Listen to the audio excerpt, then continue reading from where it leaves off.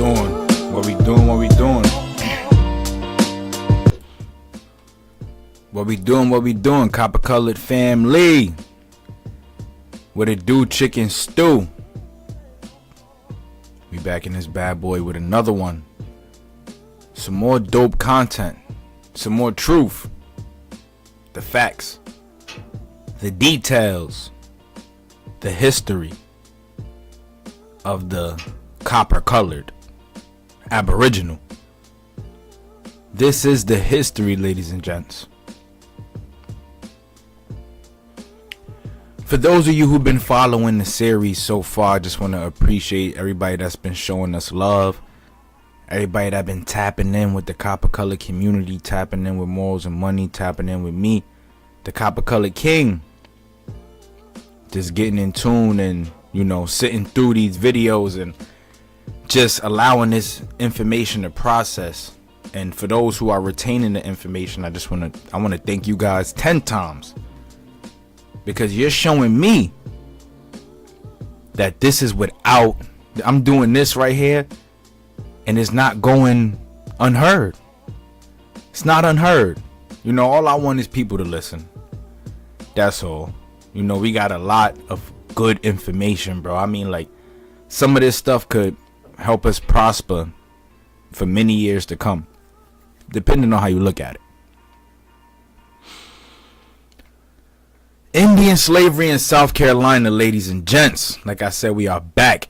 You know, in the last one we spoke about Walter Pleckler and how he was responsible for the reclassification of the Aboriginals in the 1900s from colored to black or African American, or from Indian to African American. You know, just changing the status of the Negro, causing us to lose our ancestral ties in the process.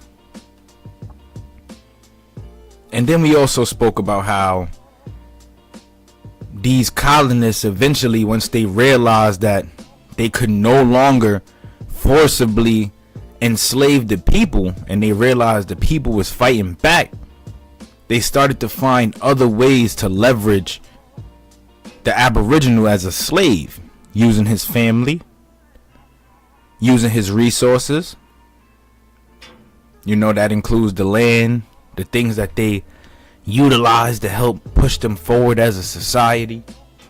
I ain't gonna lie, they played the game super duper smart. They played the game super duper smart.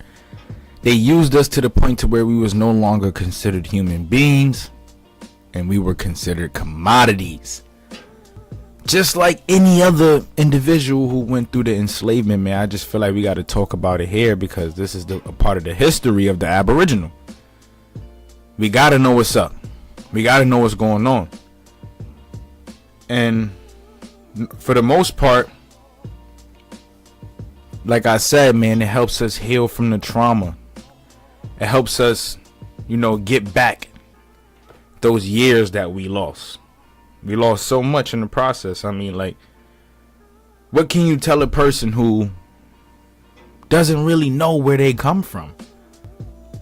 You know, what can you tell someone who does not really know where they come from? A lot of people don't know where they come from, but I'm here to help y'all understand, man.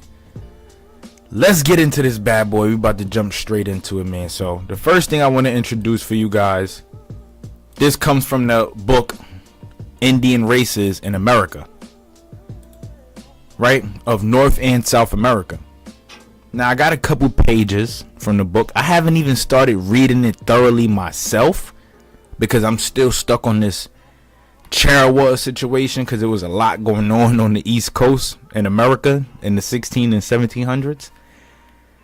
I'm going to bring this to y'all in full, though, soon. Same way how we did the Indian slavery in South Carolina live stream, though. But jumping straight into it. So we're going to start from the first page right here, where it's talking about the general characteristics of the North American Indian. And it says, the general appearance of a North American Indian can be given in a few words. The resemblance between those of different tribes, with the exception to which we have referred, being fullest closest between different nations of either the great families into which the human race has been arbitrarily divided. There are about the average height which man attains when his form is not cramped by premature or excessive labor, aka people who be hunched over, or like who suffer injuries at young ages that hinder their growth, that stunt their growth. So they saying these men probably could be like about 5'8" to 6 feet, possibly the average height of man, and the average height of woman probably like 5'3", 5'2" to 5'5", around there. But their erect strong posture and slender figure give them the appearance of a tall race. Their limbs are well formed, but calculated rather for agility than strength. This also helps them be fast, quick, but able to maneuver. So they were very agile, in which they rarely equal the more vigorous of European nations. The Europeans were more broader, stronger, more of that Alexander the Great nonsense. We were more agile, swift, sneaky, like ninjas. Get up in there, get up out of there, straight up. They generally have small feet.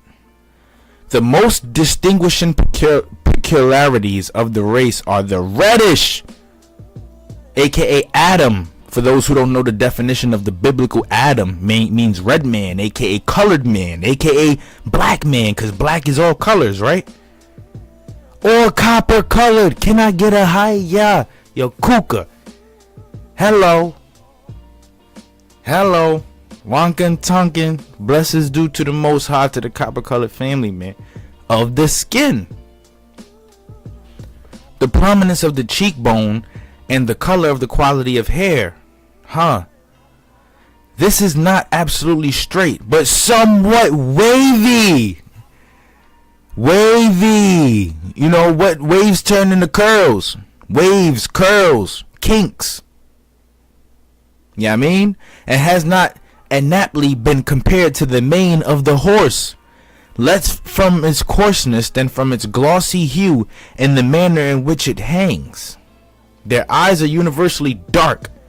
The women are rather short, with broader faces, and a greater tendency than obesity than the men. That's crazy. I ain't even gonna lie, but ain't nothing wrong with a little thickness, man. Come here, baby. Thick like a Snicker, baby. Come here. But many of them possess a symmetrical figure with an agreeable and attractive countenance, man. That's so crazy, because my great grandmoms, my moms, that entire, my father's side, they all big boned, and he have all of these features, the wavy hair, all of that. Yeah, I mean, and none of them have any ties to the African land, man. We're gonna get into something about this African land too, and where this African term comes from, because the people over there ain't even always refer to themselves as African. That's the crazy part. But because we came up with all these different terms to classify a colored person, that's what they stuck with. Fine and dandy. Ain't nothing wrong with that. But over here, blood, we're Aboriginal. We are Aboriginal. Put some respect on it. Straight up. And we going back to the root. Back to the root. Drop a comment if you fuck with that one. Alright, we're going to go over to this next page that I picked up from this excerpt, man. And this is talking about some more of the natives, right? And this part, it speaks about a group of natives appearing, right, making noises and stuff like that. It says a party of 60 or 70 presently appeared with the most hideous noise. Some black, some red, some white, and some partially colored. All of these terms to describe a lighter skinned person, all the way down to a darker skinned person. But yet they were all in a group together. They were all grouped together, making these noises, these chants, these war cries. I mean, these war cries, like how we used to do back in the day, like woo. That's funny. We used to really, like, when we used to see something that we wanted to crash on or smash on back in those ignorant days, we'd be like, whoop, whoop, whoop, straight like that. That's the war cry. You knew you was from my block if you was screaming that out. Straight up. Straight up. Right, and then it says, they came in a square order, singing and dancing out of the woods with their oki, which was an idol made of skin stuffed with moss, all painted and hung with chains and copper. Born before them, a discharge of a pistol shot from the gun scattered them, and they fled, leaving their oki. These people came out happy, singing, doing their thing, and these mother lovers, just like being in a party. You enjoying yourself, you in a party, and some idiot want to let off a shot mid bump. You bumping, you jamming, and mid jam tunes is here. You just hear pop, pop, pop. Everybody flee. Everybody flees. We see a lot of us, like, these similarities in the way we conduct ourselves today. It be having me dead, bro, because I really be like, wow, like, I could really see us doing that. I could really see people doing that. You feel me? But moving forward to the second page of this clip. And in addition to that, I'm also going to show you guys something from our YouTube channel, from the Morals and Money YouTube channel. I want you guys to go check it out. Go check it out. And I'm going to put this out there, right? But this part of the excerpt says, right? Others have exhibited equal ingenuity in carrying out a comparison between the Moors of Africa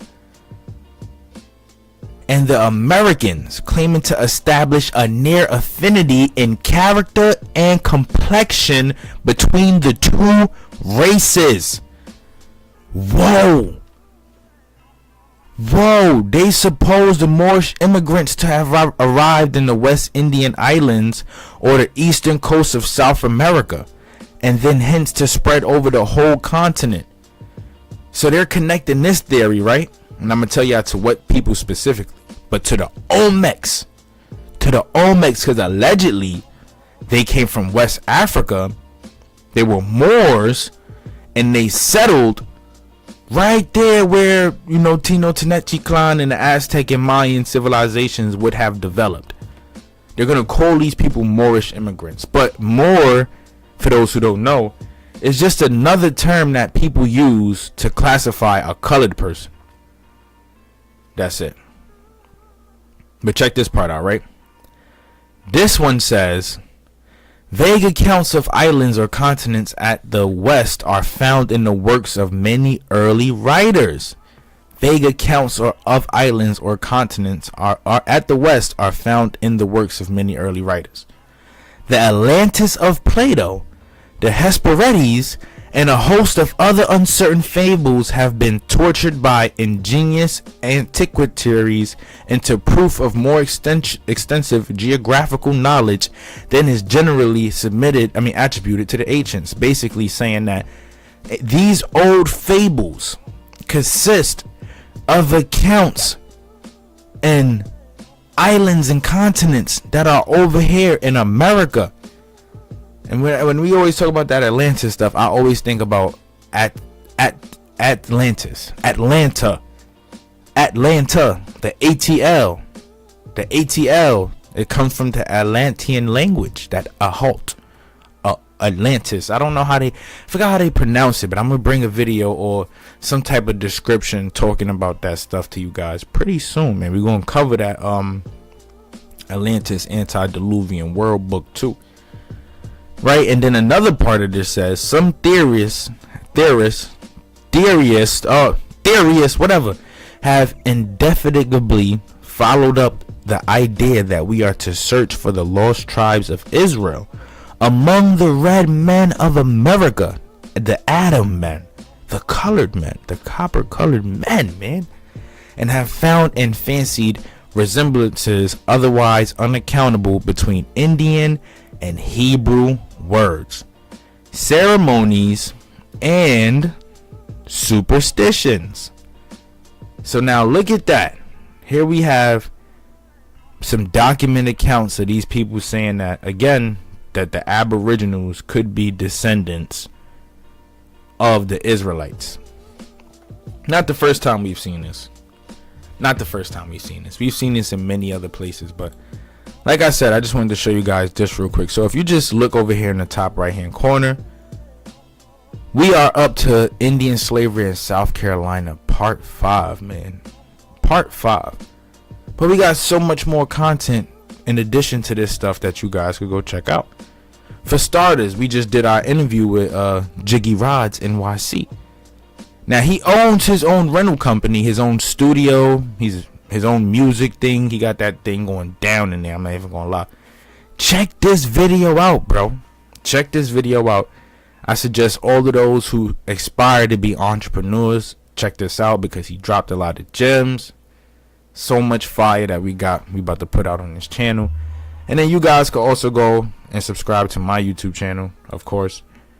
Copper Color King. We got so many different things to speak about, you know, lynchings. We did a video on Haiti, which I'm gonna bring some of you to you guys today. The slave breeding in America.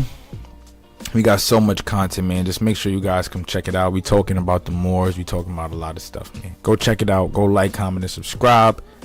Join the Copper Color community, because we finna go crazy, man. Behind the camera always for these podcasts, but I'm behind the mic when we talking history, baby.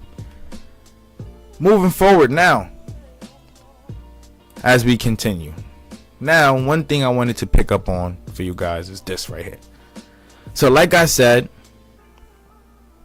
they say that Africa got its name from this here man right here, Pico Africanus.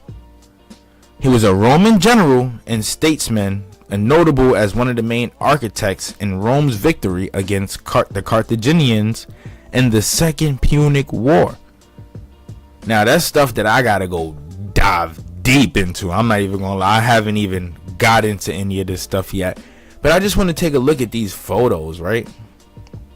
So if you just look at these pictures here, the man's nose is missing, just like the Sphinx, and just like many other closely related African architectures that can be out there, or colored architectures, melanated, shall I say. And then the statue is also colored, basically depicting that this man could have been of a swarthy hue. Now, even me myself, I wouldn't even know if he was black or white. I'm gonna be honest with you guys. Could have been a fair-skinned person, could have been a copper-colored person, because there was a lot of aka black people in the Roman and Greek, Peloponnesian and Roman eras. Sorry. A lot of colored people. Just because a person was Greek doesn't mean they was white. Just because a person was Roman does not mean they were white. You know, color varies, bro. It's not like there was no black people existing on this earth around that time. There was mad black people out here. Mad black people. Mad copper colored people. You feel me? But this is where they saying that they could have allegedly gotten the name Africa from. We know the Romans, they actually conquered majority of the northern parts of Africa. You feel me? But it says the man was born in Italy. He was responsible for the victory over Hannibal, the Carthaginian leader, in the Great Battle of Zama, which was the Second Punic War. For his victory, he won the surname Africanus, but his name is really Cornelius Pico. Now, I'm not too sure of how many the ties of this man to Africa is though, but I'm gonna get into it. I'm pretty sure the Carthaginian part has something to do with that. I'm pretty sure it has something to do with that. But we're gonna save this for a whole nother video. Peep the man's big nose and his somewhat curly looking hair though. It'd be crazy if he was black. And then the whole continent of Africa just picked up on his name. That would be crazy, right? But that's why I say, how can you call yourself an African? right? We can't even call ourselves American. Why? Because where does America's names come from? Amerigo Vespucci. Amerigo Vespucci. That's where the name comes from. He gave America his name, quote unquote. This is Turtle Island, baby. This is Turtle Island. So many different names for the continent of America prior to America being the name of the continent of America. We're going to get into these, where these names came from. Now, I'm going to save that for another video because I don't want to continue to ramble for you guys. I know it's late. I started late today.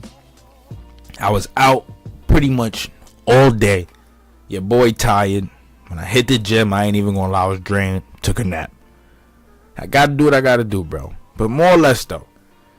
So, on my channel, I covered a video basically going into a small bit in pieces of the history of Ayati, aka Quisqueya, aka Haiti, the land of abundance, the land of mountains, our motherland over here in America. And there's just one thing that I just really picked up on as I was reading through this, and I just want to share it with you guys, right? Why in the world? Just listen.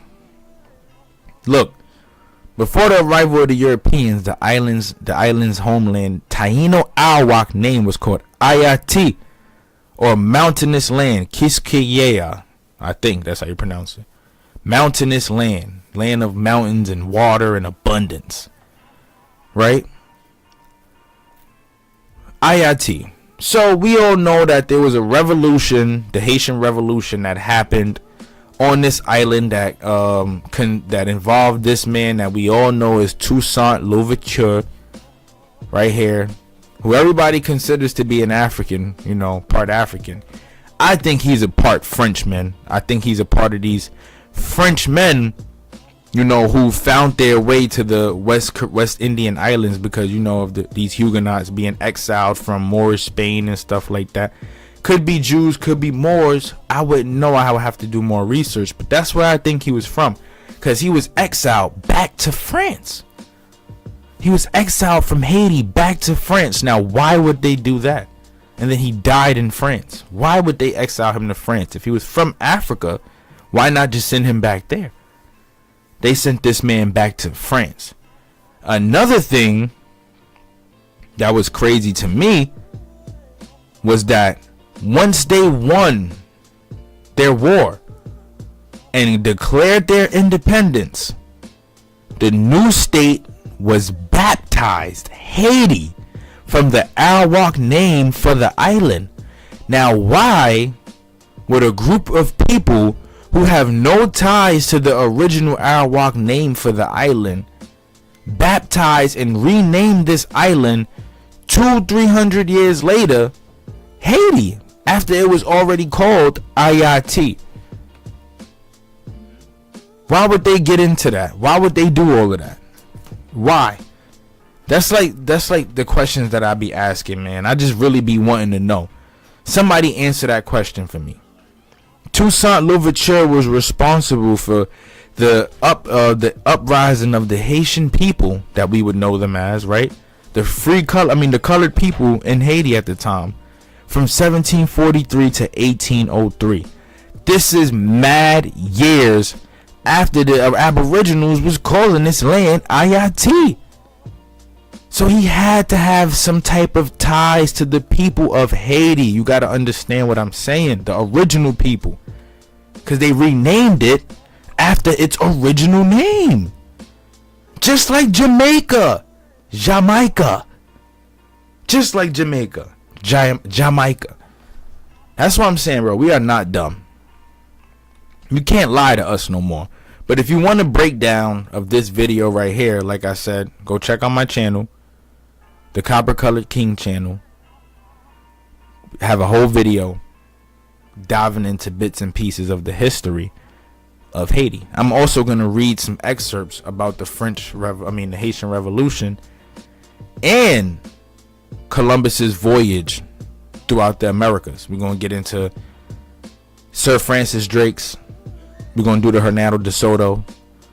We're going to do a couple. Just stay in tune. Man. But like I gotta give y'all back the source, man. We gotta go back into the book. Indian slavery in colonial Virginia and South Carolina. You know, I just wanted to show y'all some of that information prior to me doing this, or before I actually even got back into this, because it's just great to realize and understand that we have a history here in America that's more beautiful than what we even think. Like, we are so closely related to the land and tied to the land, but we have been brought up to hate where we come from. We were brought up to hate it. Like, they got us out here not even feeling like our voices can be heard as Americans. You know, some of us don't even get into politics. We don't learn about economics. We don't care about the money that they pay us from our jobs. We don't treat those things with importance. You feel me? Not saying that because the Aboriginals didn't need those things to move forward, you know, but we live in a world where we gotta deal with it. So find the best way to make use of it, and then take care of yourself at the same time. That's true wealth. That's real wealth. Remain healthy, get paid, invest, build your community and your people, and keep your head in the game, basically, and get in tune with your ancestral roots. That's what I advise everybody to do, right?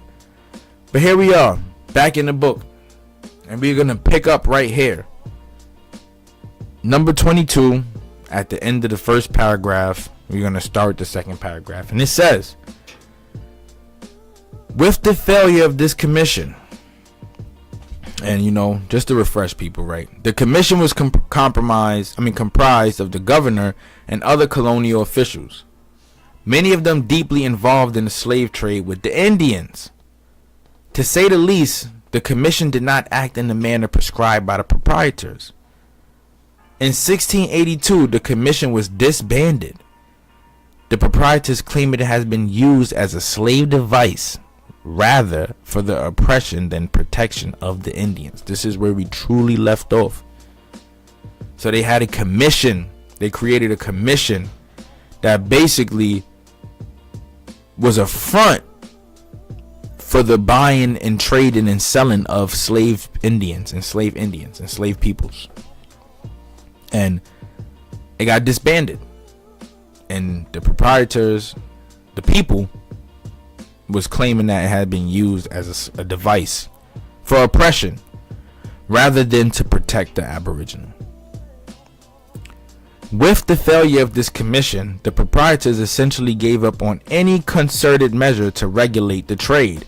They gave up. They said, all right, the commission failed. We're not even going to stay involved in this right now. So whatever happens from this point moving forward.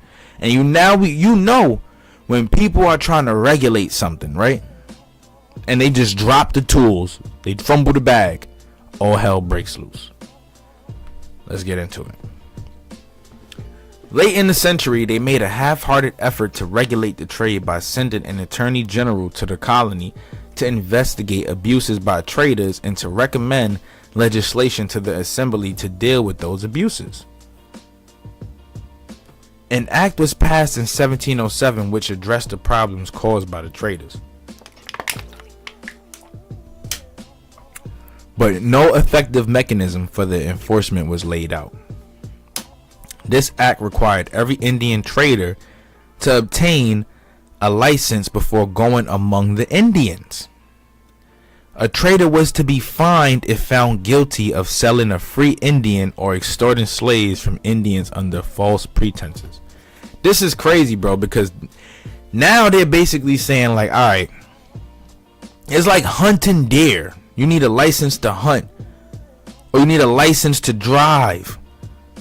You know, like you're handling or operating or dealing with other commodities or other things that are not of human nature.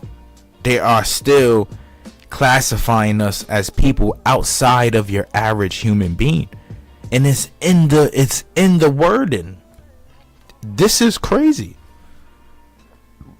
Why not just abolish it at this point? No, you're giving out licenses to buy and sell and trade Indians. It's like having an LLC. What if this is the history of an LLC? That's crazy.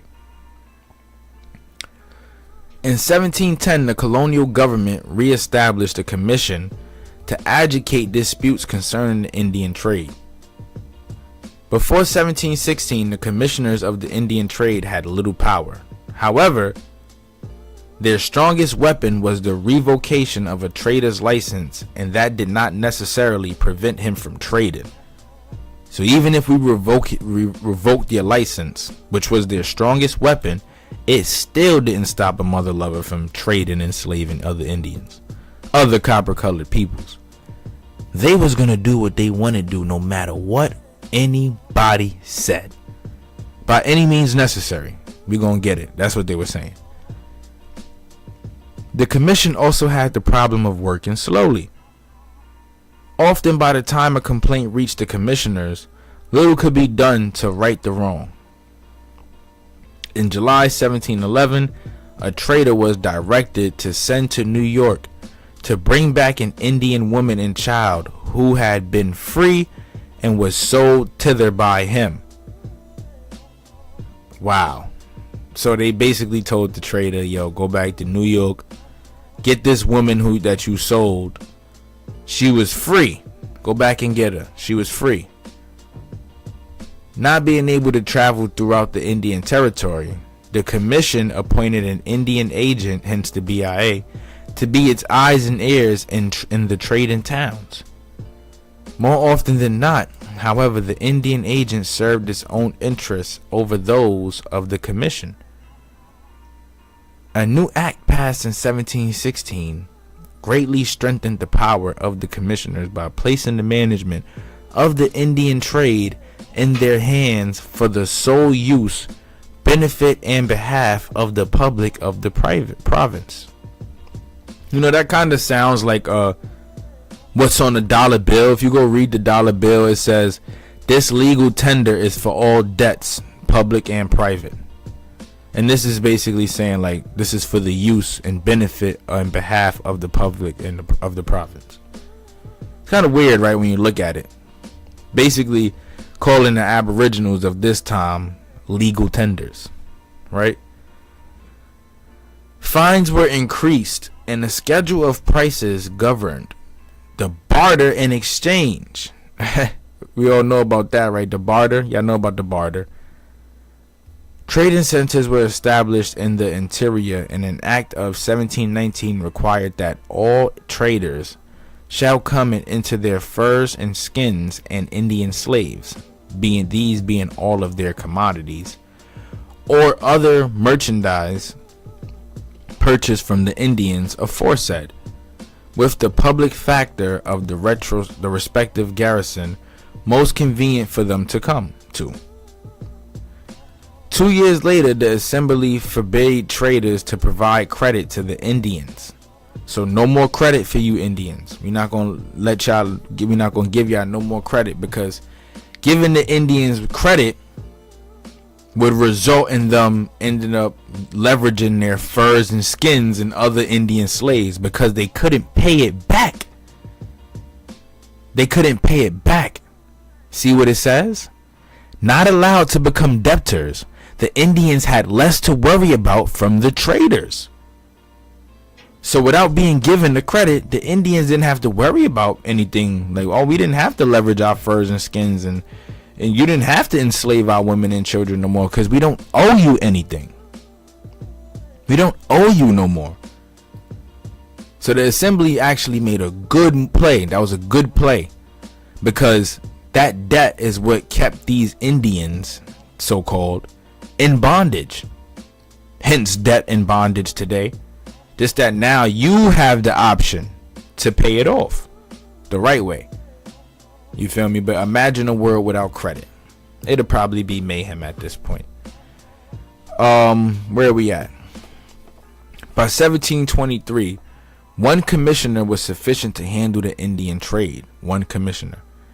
The chaos and abuse of the previous 50 years, although not eliminated, had been reduced substantially.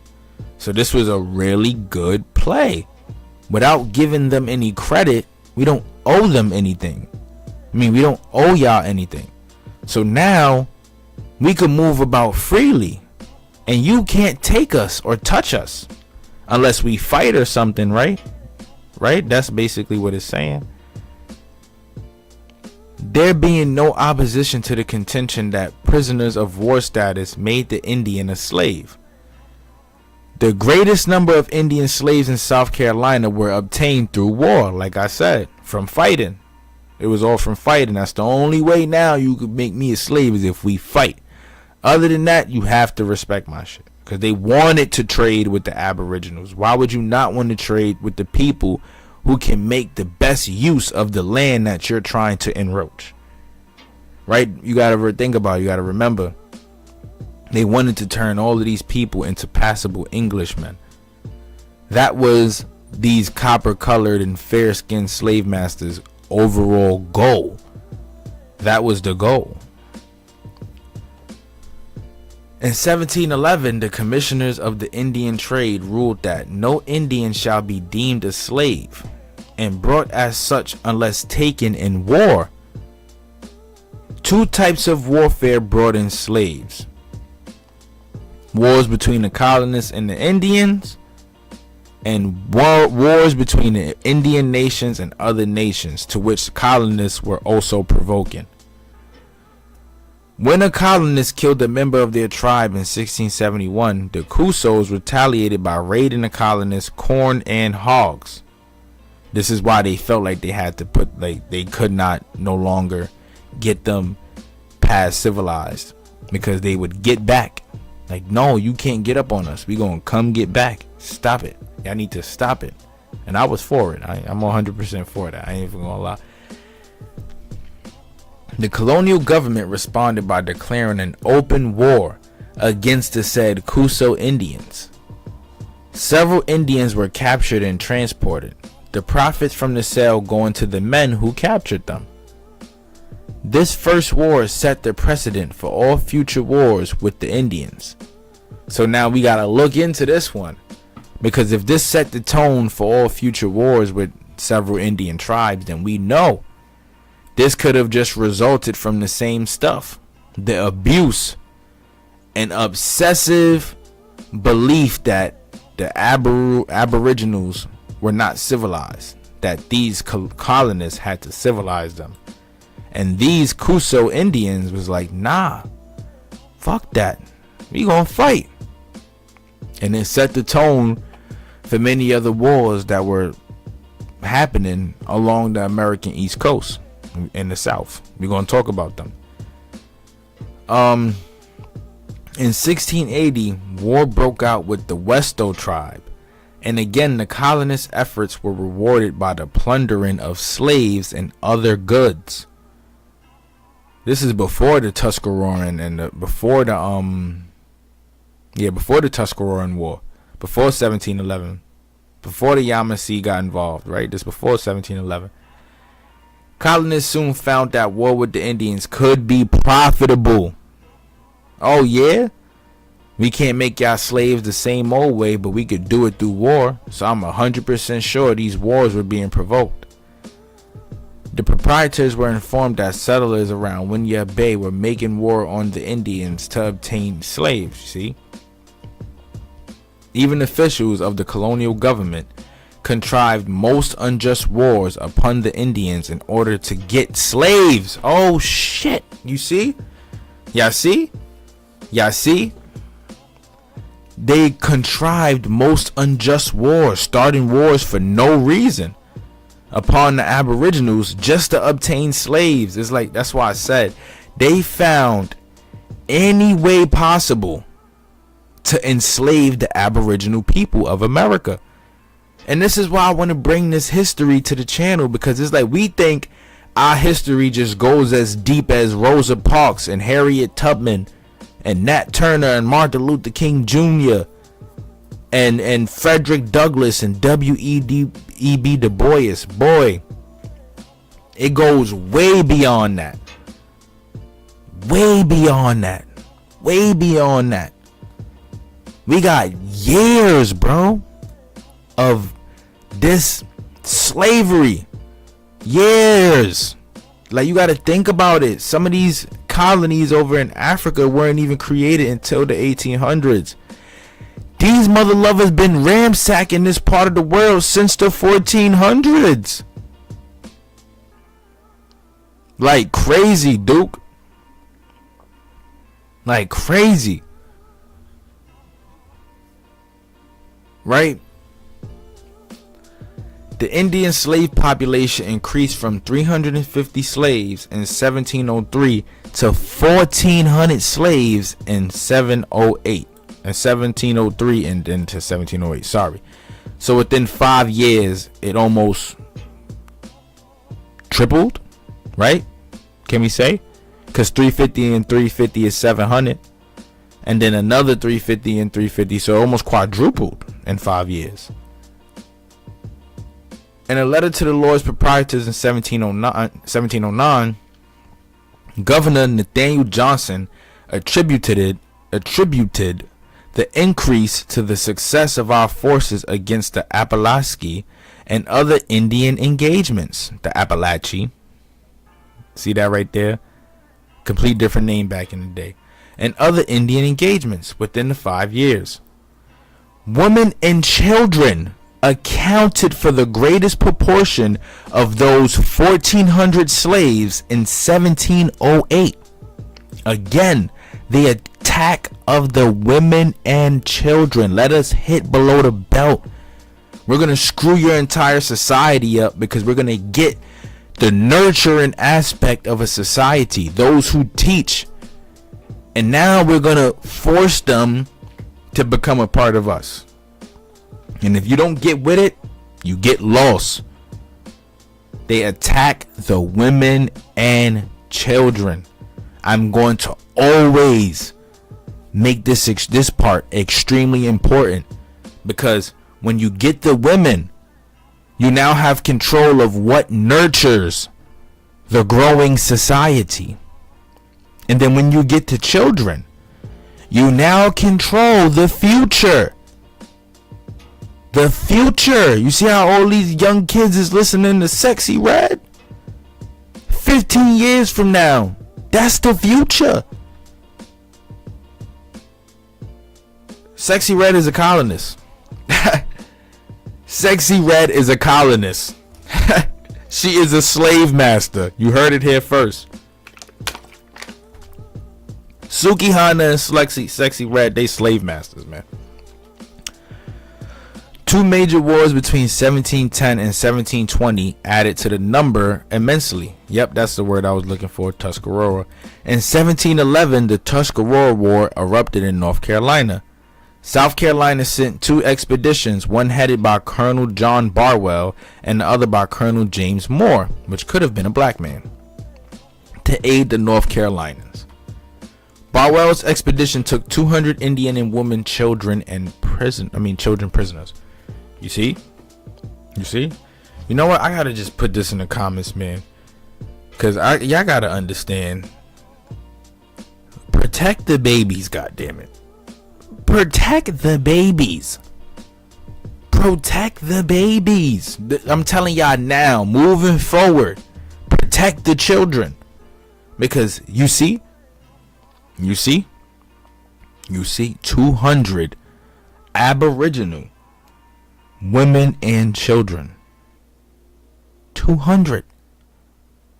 Moore's forces essentially ended the fighting by killing or capturing 900 Tuscarora in a fort where the tribe had taken refuge. At least 700 of these prisoners from this war were sold into slavery. So they killed 200 and sold 700. Right there, to be technical. They sold 700 people into slavery, changing the future of these individuals for years to come. Some who could have been runaways and got with other tribes and assimilated into their societies because they were running away from the colonists. They ain't got much left, so they gotta go to their neighbors, the other people that they know get down like them. Only 3 years later, the South Carolinians were faced with an even more widespread Indian uprising. This time closer to home, called the Yamasee War of 1715, and we got into both of those, but we're gonna get into the Tuscarora War a little bit more a little later in another episode. The conflict included almost every tribe that traded with South Carolina, and it was really mad tribes in this war right here. They all got together with the Yamasee, and you had some who fought with the colonists. Not even gonna lie. Over 400 colonists were killed before an alliance with the Cherokee Nation turned the tide in favor of the South Carolinians. You see? The Cherokee Nation, they got down with the South Carolinians and went against those who were Choctaw, those who were Yamasee, those who were Catawba, those who were of the different tribes surrounding the area. Alright, go check out my video, man. It's one of the live streams that we did. Chief Sekou spoke his piece. I'ma always mention that one. He gave a lot of gems in that, though. Go check it out. Slavery was again the prescribed punishment for prisoners of war. South Carolina even tried to win the support of the Tuscarora in 1715 by agreeing that for every Indian enemy slave they, the Tuscarora, shall take and bring in, they shall be returned in lieu another slave of their own nation. So they was basically saying, like, alright, for whatever slave you could get for us from another nation, you could get one back from your nation. So it's still an attack on the Aboriginal people, but now these people are being put in positions to be like, dang, I gotta put my tribe first, but then I'm cool with this tribe, but in order for me to get my people, I gotta sacrifice one of my POWs or one of these other peoples just to get one of mine back. Putting these people in positions to go against their own kin, bro. Not even kin, just their own kind, their own neighbors, their own fellow Aboriginals, when everybody should have been sticking together. Warfare between various Indian nations also brought slaves into the hands of Indian traders. Traders would incite a war between two tribes. I told y'all. Look, this is how they do it, right? Think about it like this. You got the homies, they broke. Man, I'm about to go start and set my business on fire so I get some insurance money, right? This is what they're basically doing. They're going to incite, they're going to cause a problem to benefit from the solution. Yeah, we're going to start a war, and then in the result from this war, we're going to get the captives from these wars. We're going to take the people, the captives. I want the captives. Nah, come on, bring me the captives. You're going to start wars, get slaves, make money. Thomas Welsh, an Indian trader, led a party consisting of 5 English and 300 Indians. Only 5 of these people who think this way, and then 300 Indians because they're being forced, against the Choctaw Indians. My people. How dare you disrespect my people like that? Not y'all, but y'all. How dare you? And I speak English now. I wish I could go back to my native tongue, but we learning though. It be like that. The Choctaw Indians, furnishing the said 300 Indians with ammunition for this enterprise upon a contract that if they had success, they should pay 15 slaves to him. The prime motivation for these Indians to attack another tribe was the promise of guns and other European goods. Like I said, man, a lot of these things is a part of the stuff that we see today. Niggas will go crazy for that Gucci and Louis, bro. They'll go crazy for that Gucci and Louis and these gold chains and all of that stuff. They will get down on their own brethren for some of these fancy European goods. Some of these symbols of idolatry. You guys idolize these things. You feel me? And the trauma, it runs this deep. Like I said, all the way till the 1700s, you see what was going on. You see what was going on. They should pay 15 slaves to him. The prime motivation for these Indians to attack another tribe was the promise of guns and other European goods. You see what's going on. Don't even got to say no more. As early as 1683, the proprietors recognized that traders induced the Indians through covetousness. Drop a comment if you guys can help me figure out what the hell this word means. Of guns, powder, and Scot, and other European commodities. I think this would be Scotch. And other European commodities to make war upon their neighbors, to ravish the wife from the husband, kill the father to get the child, and to burn and destroy the habitats of these poor people and into whose countries we are carefully receding. What they just said? And then don't let like the hear he way of speaking, don't let that throw you off. All they doing is that hear he bullshit. That's what they doing. But they just said it. They just said it. Right?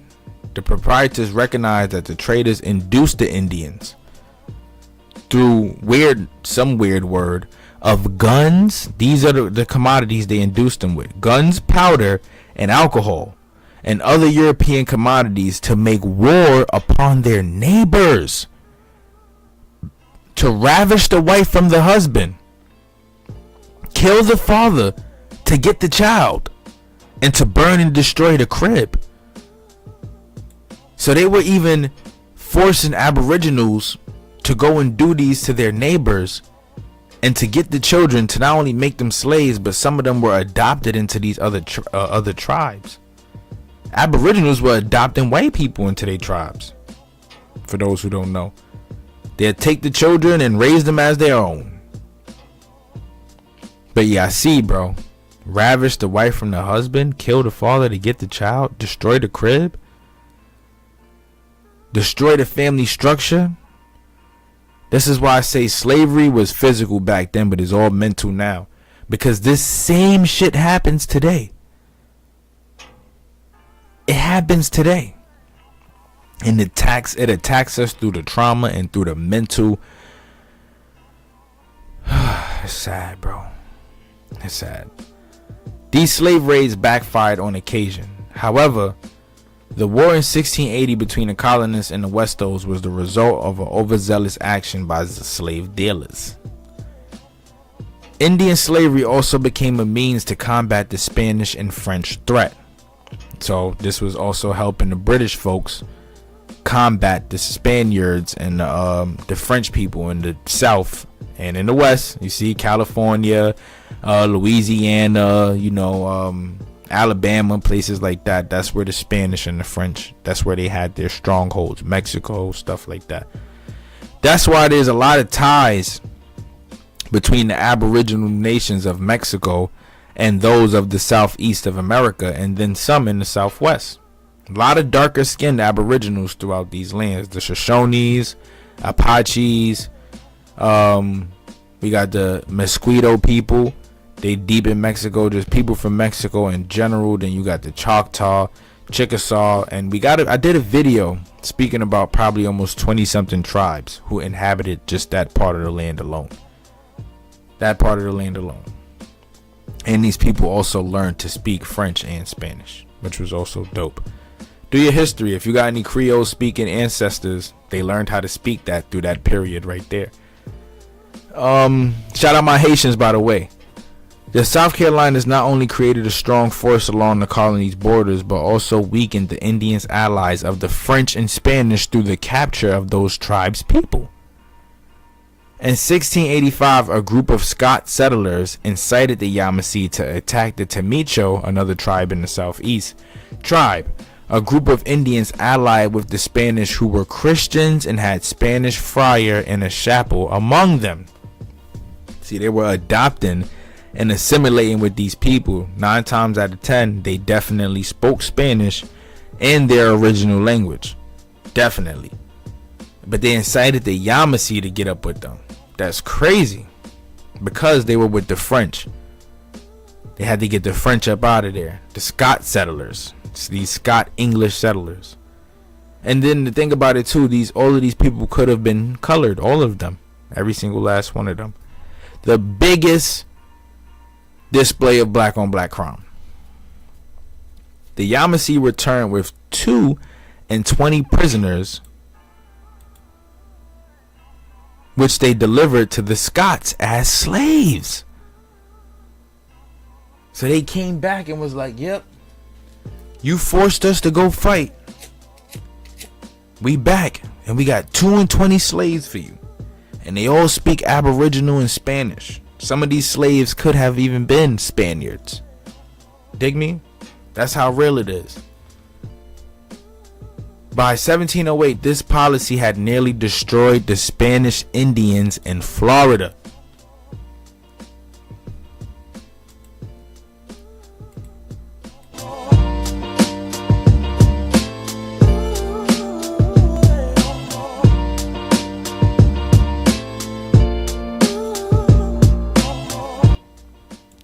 Now we knew that there were Aboriginals who were Spanish Indians in Florida. The Timucua.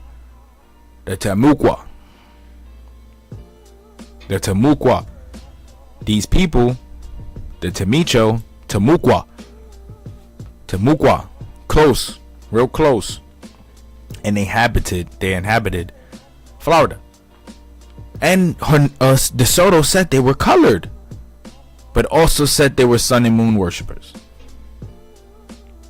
Thomas Narine reported to the proprietors that our Indian subjects, in quest of booty, are now obliged to go down as far on the point of Florida as the firm land will permit. They drove the Floridians to the islands of the Cape, have brought in and sold many hundreds of them. They forced the Timucua off of their land. Florida is Timucua land. The Floridians. Who else knew that Florida actually used to be considered a part of the West Indies? Big ties to the Taino Arawak people. Big ties.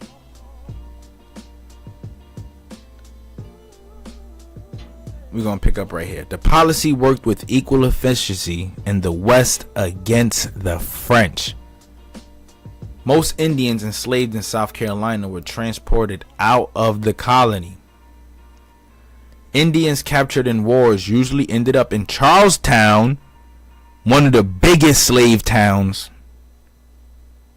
in South Carolina, hand in hand with Gaddensworth being the slave port, the biggest slave port, where slave traders were waiting to transport them to the West Indies. Big drop.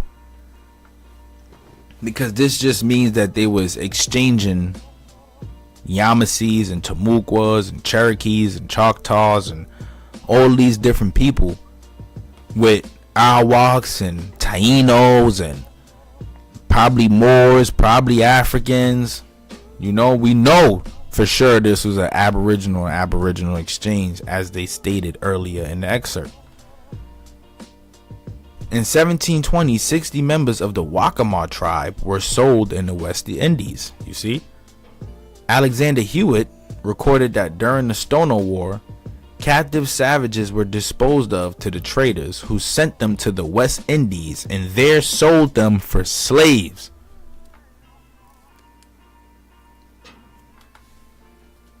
So what this mean? This mean a lot of our people over there in the West Indies could have ties to the American mainland, man. Do your research. Carolinians were required to pay duties on Indian slaves being transported out of the colony, taxes. Although the duty was often evaded, the tax was paid on 75 Indians following the Tuscarora War, and on 308 Indians following the Yamasee uprising of 1715.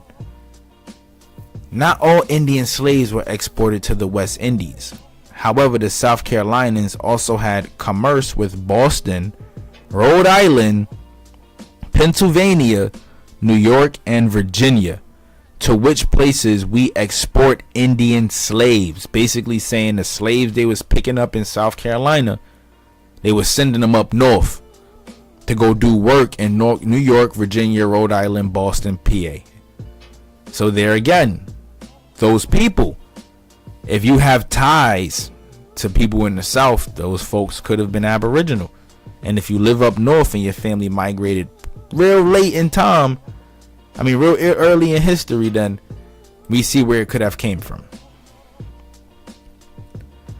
66 slaves were exported to Virginia between 1711 and 1718. Most of them going to planters along the Upper Jamestown. I'm assuming, right? Colony, something, whatever. Several reasons explained the South Carolinian preference for transporting Indian slaves. Indians found it easy to run away, like I said. They usually ran across the border to another colony. When they say across the border, that means state to state. They crossing state lines, because at the time, these different states were considered countries. Just like when you go to the African continent, those places aren't considered states. Or when you go to places in other countries, they're not considered, other continents, they're not considered states. Those different bodies of land are considered countries. They did the same thing over here until they colonized the entire land and broke it up into the 50 something states. There you go.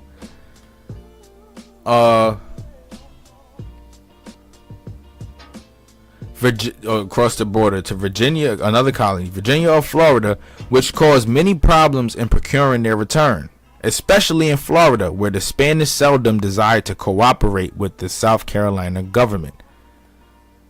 The presence of large numbers of Indian slaves in the colony would also have raised the danger of conspiracy with free Indians against the colonists. Indian slaves were suspected in the alarm of slave insurrection in 1700. Finally, the relatively good prices that the traders early received for Indian slaves outside of South Carolina formed a precedent in favor of transportation. Despite the many incentives for transportation, a substantial number of Indian slaves remained in South Carolina. A substantial number. So that means a lot of our history could come from this. Copper-colored men and women. A lot of your history could come from this. And they say majority of the slaves is Africans. Dude, we now see that African is a term that could have possibly been used to give to another black man. African means black or whatever, but we know it comes from a Roman general. So I am not a Roman general. I'm just saying. As a percentage of the slave population, Indian slavery probably reached its peak in 1708. A census that year placed the total number of Indian slaves at 1,400. About 26% of the total slave population. And like I said, you guys, check this 1790 census. Check it. Just go look at it. You'll be able to see the numbers that they had documented in South Carolina. So if they say now in 1708 that the total number of Indian slaves was 1,400, and slavery continued, it was at its peak in 1708. It continued up until the late 1800s, right? Just imagine how many people or how big this Indian slave population could have grown to. Which means, think about how many of these people that were freed post-Emancipation Proclamation that could have just been copper-colored Aboriginals. Think about it. Just think about it. The majority of those were 1,400 were women and children. The women being the ones who can carry on. They give birth. So even if they were associating with European powers or colonists and stuff, they were still keeping that blood within that baby. However, the culture is already destroyed. And then the children are the ones who follow it next. Right? Gotta highlight that. Undoubtedly, women and children were easy to capture and more likely to be captured alive than male warriors. You see? Most large planters had few Indian slaves. Elias Faucine, a Georgetown planter, had 5 Indian slaves when he died in 1739. The 20 shilling duty on each Indian slave exported might have convinced some traders to sell their slaves inside the colony. Indian slaves, as a rule, were employed at the same task as black slaves. So now you can't even tell the difference. They doing the same work. Can't even tell the difference. These people share the same color. They share the same color. We see how they end up being classified all together. And of course, you kill the men, keep the women and children. Now we see, of course, people are mixing in. Of course. You got no choice. They ain't got no more men. Unless the men are from different tribes. In the 1703 raid on the Appalachian Indians, the governor procured a number of Indian slaves. When he employed to cultivate his fields or sold for his own profit and advantage. Most Indians ended up in the fields with the other slaves. That's really important because we know we've been waving in the water. Waving in the water. We been.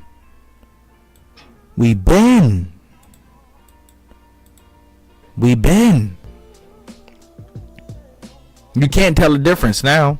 We in there with the same folks you consider to be Africans. We in there with the indentured servants and the Africans. We all black. We all colored. We gonna mix in. Now we gonna mix in. Now we gonna mix in. We got no choice. Our men are dead. Right? We see it is right here. When it came to training a slave in a craft, little distinction was made between black and Indian. Little distinction. John Lawson knew several Indians that were slaves to the English, learned handicraft trades very well and speedily. In 1725, John Gendron owned 87 slaves, 4 of them Indians. But you can't tell the difference. They're all together. 1 Indian and 2 blacks were trained as shoemakers. Hey, look guys, a lot of our ancestors had a lot of trades and crafts and skills.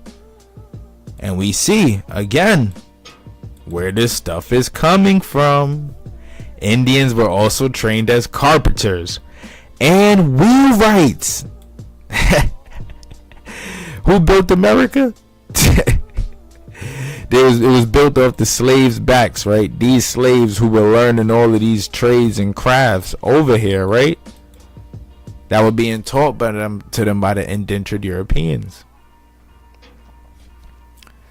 Apparently, South Carolinians observed only slight differences between Indians and blacks in their ability to learn a skill. Slight differences? Why? They the same people, G. You just calling them different people. Negroes coming from a more advanced culture than the Indians. Why? Because they're coming from Europe. Places where a lot of these things are already familiar. They're already familiar with what's going on over there. So they're coming over here with their trades already, hoping to make a living. Advanced culture. They shitted on Africans just as much as they shitted on us. Ain't no way in hell if they called us less of an advanced culture, we know they gonna call anybody close to that less of it, because they stole everything that they know from both parties anyway, right? And when I say they, these black and white colonists. Advanced culture than the Indians, probably placed in more skilled positions, especially metalworking chores. These Indians did possess one talent which their white owners exploited. However, Many traders owned Indian slaves and employed them as burtheners on their long expeditions amongst the Indians. The Indian slave was also valuable as a hunter and a guide on these expeditions. Colonel John Barnwell even hired out his 2 Indian slaves for oarsmen for the Periago canoe designed for the northward Indian trade at £3 per month each slave. Legally, the Indian slave enjoyed no more privileges than the black slave. Same people. Although colonial laws usually acknowledge the presence of 2 distinct enslaved races, no differences in treatment were specified. The law of 1740 continued what had been practiced throughout the South Carolina's history, when it stated that all Negroes and Indians, free Indians in amity with this government, and Negroes, mulattoes, and mestizos, who are now free, accepted. All of these people being copper-colored individuals. These are just different terms that they used to describe people who were of a darker skin complexion, man. Gotta make sure I highlight these. It's extremely important. Extremely important. Because what I say, bro, we already went over this, right? By the time 1790 hit and they put that real first census out, it was either slave or free person of color. That's it. But now we know that all of these people were classified under the same banner. There was no difference in distinction. There was no difference in treatment. Nothing. They just exploited them for different skills. But we know they taught a lot of these people the same skills that our ancestors had, man. Ask your great grandma what her mommy and daddy did. They'll tell you. Most of us already knew trades. You know, mulattoes or mestizos who are now or shall hereafter be in this province, and all their issue and offspring, born to be born, shall be, and they are hereby declared to be and remain forever hereafter absolute slaves. Absolute slaves. All of these people that ended up becoming African Americans were all slaves for life. Absolute slaves. And there we have it, ladies and gentlemen. Told you I wasn't going to fall short in this one. Indian slavery in South Carolina, part 5. We learned so much, man. So much. I'm telling y'all, in addition to that mulatto mestizo, you got Morano, Cimarrano, Maroon, Huguenot, Moor, African American, Negro. Different terms to classify a person who has this swarthy, dark, beautiful, and amazing skin color. And it's sad. They ain't do it because of skin color. They did it to exploit people for financial gain. That's what it became about. But it just so happens that the slave people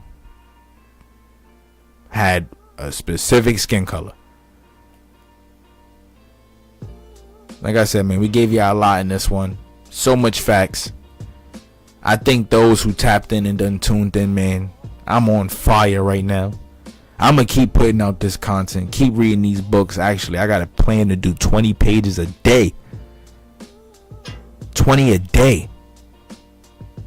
That's 100 pages at the end of the week. Right? 20, 40, 60, 80, 100. Yeah. 20 pages at the end of the week. 50, I mean 100. Sorry. Tired.